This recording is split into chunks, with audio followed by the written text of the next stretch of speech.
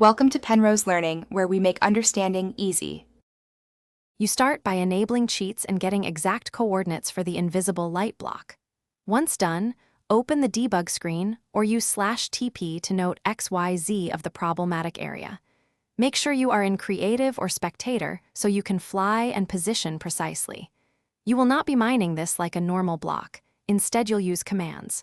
While you move around, verify the light source disappears or shifts visually so you confirm the exact block location before changing anything. Now you'll remove the block with commands.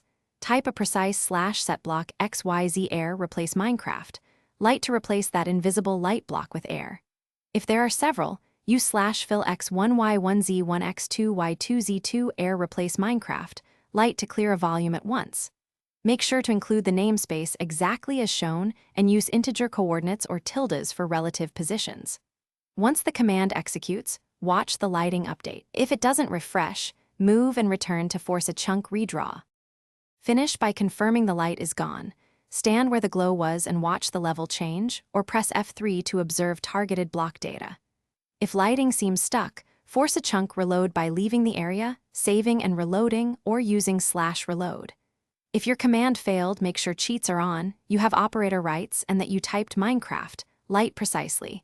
Creative breaking won't work because it's unbreakable. Finally, run the fill command again, in a smaller area if needed.